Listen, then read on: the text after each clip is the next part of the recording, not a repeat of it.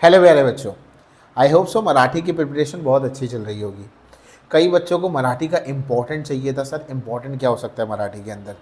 अब लॉजिकली अगर मैं देखूं तो मैं तो ये कहूँगा कि पैसेज और एप्रिसिएशन कहाँ से आएगा नहीं पता लगता। पर अगर आपका मराठी बहुत ज़्यादा वीक है और याद करने में बहुत दिक्कत हो रही है तो एटलीस्ट बुक का फर्स्ट हाफ के पैसेजेस अच्छे से करिए, यानी कि लेसन्स और पोएम और उसके एप्रिसिएशन अच्छे से करिए। उसमें से हल्का सा ज़्यादा वेटेज का चांसेस होता है।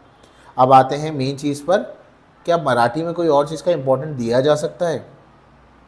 मैं आपको अपना एक एक्सपीरियंस शेयर करता हूँ। ईयर 2019-20 के बोर्ड्स के टाइम पर हमने एक लिस्ट ऑफ एसेज और लेटर तैयार किया था। उसके अंदर हमने कुछ प्रेडिक्टेड लिखा था कि मोस्ट एवरग्रीन टॉपिक्स जो होंगे ऐसे में ये आ सकता है, वैसे ही पत्र लेखन में भी आ सकता है। ऐसे माने निबंध लेखन की मैं यहाँ पर बात कर रहा हूँ। अगर आपने मेरा पिछला वीडियो देखा होगा तो उसमें मैंने कुछ कीवर्ड्स दिए हैं, उसके अराउंड में लेटर और कॉम्पो पूछा जा सकता है। आज इस वीडियो के अंदर मैं आपको टॉप 10 ऐसे के टॉपिक्स दे रहा हूँ। सबसे पहली बात। दूसरी बात, इसको कैसे तैयार करना है, लिखना कहाँ से, वो भी बता देता हूँ। तीसरी बात, इसको समझ के कैसे जाना है वो भी बता देता हूँ। तो वीडियो को एंड तक पूरा देखिएगा। कम से कम 100 लाइक्स होने चाहिए तो पत्र लेखन का वीडियो भी आ जाएगा आपके लिए। और जो भी डाउट दिक्कत हो कमेंट सेक्शन में ज़रूर मेंशन ज़रूर करना, ठीक है? अब सुनो, मराठी के टॉप 10 एवरग्रीन टॉपिक्स, माने ये लगभग ऐसे मिलते जुलते टॉपिक्स में से शायद आपको मिल जाए एग्जाम में, ज़्यादा चांसेस है इसके आने के।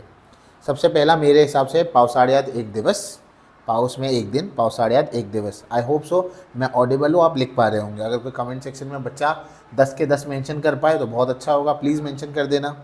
दूसरा, मी क्रीडागंग बोलत आहे, क्रीडागंग प्लेग्राउंड, मैं प्लेग्राउंड बोल रहा हूँ। ऐसे में आता है ना, आत्मकथन लेखन भी आता है, तो उसके अंदर अगर मैं प्लेग्राउंड बोल रहा हूँ तो क्या। तीसरा, पर्यावरण से महत्व, पर्यावरण मालूम है क्या है, एनवायरनमेंट है, उसका इंपॉर्टेंस लिखना है। नेक्स्ट शेतकऱ्याचे मनोगत, ऑटोबायोग्राफी किसकी है, शेतकरी, शेतकरी किसान। मी माझ्या देशाचा नागरिक, अगर मैं अपने देश का नागरिक हूँ तो उस पर क्या निबंध लिखा जाएगा वो। मी पाहिलेला अपघात, अगर आपने कोई एक्सीडेंट देखा, कोई स्टैम्पीड देखा, कोई ट्रेन एक्सीडेंट देखा या कुछ और देखा तो उसके ऊपर आपको लिखना होगा। नेक्स्ट, स्वच्छतेचे महत्व, स्वच्छता साफ सफाई, उसका इंपॉर्टेंस बताना है। मी वृक्ष बोलतोय, अगर मैं झाड़ हूँ और मैं बोल रहा हूँ तो उसकी आत्मकथा क्या होगी वो। शिक्षक दिन से उत्सव, इस पर एक निबंध लिखा जा सकता है, शिक्षक दिन यानी कि टीचर्स डे। नेक्स्ट, शाळेचे मनोगत, ठीक है, अगर आप शाळे हैं तो मतलब आप अगर स्कूल हैं तो अगर आप स्कूल हैं तो क्या फील कर रहे हैं वो, इसके ऊपर। तो ये कई सारे टॉपिक्स आपको आसपास में मिल जाएंगे, अलग अलग सैम्पल पेपर्स की बुक में या डाइजेस्ट में मिल जाएंगे। पर अगर आपको ये नहीं मिल रहा है और आपको इसका इंस्टेंट सोल्यूशन चाहिए कि सर आपने टॉपिक्स तो बता दिए तो इसके आंसर्स कैसे लिखने, तो चैट जीपीटी जिंदाबाद है। आप जाएं उस पर, ये मराठी के टॉपिक को वहाँ पर लिखें, लिखने के बाद उसको कॉपी पेस्ट करना, उसे कहे कि इसके ऊपर एक ऐसे लिख कर दे दो, इतने इतने वर्ड्स का आपको ऐसे लिख कर दे दिया जाएगा।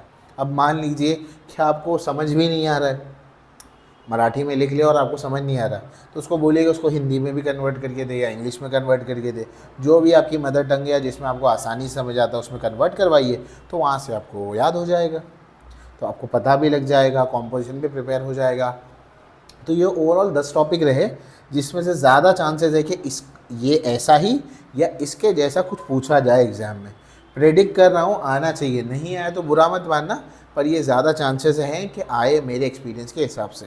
तो इसके अलावा मैं नेक्स्ट वीडियो में इंशाल्लाह पत्र लेखन के बारे में भी दूंगा और उसके टॉपिक्स भी आपको दूंगा कि इसके हिसाब से लगभग आना चाहिए, तो ये भी मैं आपको बताऊंगा। इसके अलावा और कोई चीज़ चाहिए मराठी के लिए तो ज़रूर जल्दी बताएं ताकि हम उसके लिए तैयारी करें।